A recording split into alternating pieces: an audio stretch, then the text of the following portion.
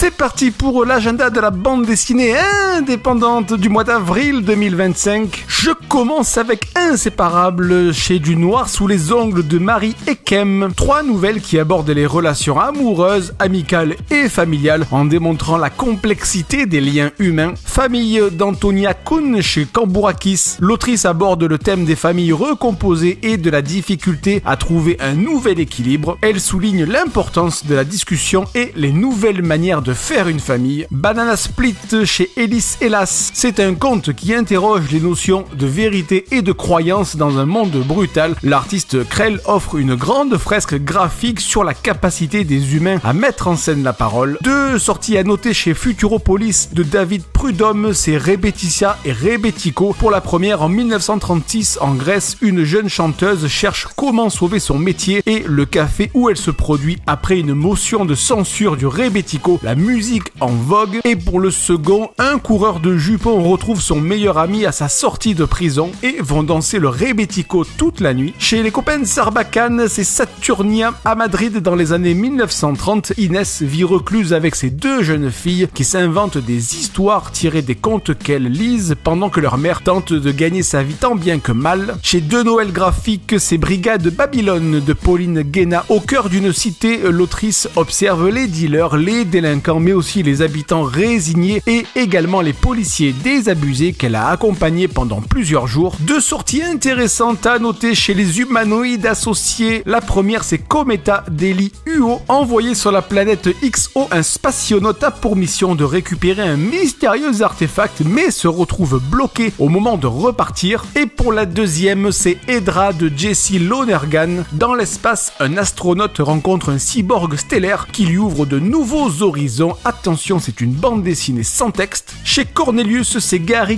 d'Hugues Micol. Dans un Japon peuplé d'étranges créatures, un ninja est chargé de récupérer une preuve qui empêcherait une guerre qui menace d'éclater entre 2 clans. Chez Super Loto Édition, c'est Fungirl Sex Machine d'Elizabeth Peach. Une jeune femme se présente pour sous-louer la chambre de Becky, la colocatrice de Fungirl. La nouvelle venue s'attache alors à séduire Fungirl et à faire perdre les pédales au petit ami de Becky. Chez Atrabile, c'est les Gugus en vacances d'Emily Gleason. La famille Gugus s'apprête à prendre l'avion pour assister à un mariage, mais évidemment rien ne se passe comme prévu. L'un s'est enfermé dans les toilettes qu'il vient de boucher, le RER est en retard et le sac de pique-nique a été confondu avec un sac poubelle. Toxique de Mathias Bourdelier chez XP Édition, une série d'histoires humoristiques courtes qui mettent en scène des situations toxiques explorant les thèmes tels que la société, la politique, la psychologie, bien évidemment les relations amoureuses, l'amitié, l'amour ou la colocation et évidemment le monde du travail. Chez 6 pieds sous terre, c'est la maison des hystériques d'Aloïse Mendoza. Comme elle n'arrive pas à faire le deuil de sa mère, Clémence trouve refuge dans la maison des hystériques, une communauté qui accueille toute personne avec bienveillance, mais que cachent réellement ses pensionnaires. Chez Marabule, c'est le voyageur de Koren Shadmi. Un voyageur parcourt les États-Unis en autostop, il navigue dans le temps et dans l'espace et observe les changements au cours des siècles. Chez Station T, c'est Monsieur No de Kerian Sauter. Né en 1920 à Montréal, Fernand No se découvre à l'adolescence une passion pour la danse à une époque où la société ne valorise pas vraiment cet art, notamment chez un garçon. Et enfin, je termine avec Safar de Julien Moka chez Petit à Petit, une histoire des rapports entre les mondes européens et arabes depuis la première traduction du Coran à l'initiative de l'abbé Pierre le Vénérable au XIIe siècle. C'était l'agenda de la bande dessinée du mois d'avril 2025. Comme d'habitude, les commentaires sont ouverts pour me dire ce que vous avez noté, ce qui vous intéresse. Comme d'habitude, on like, on s'abonne, on partage et puis on se dit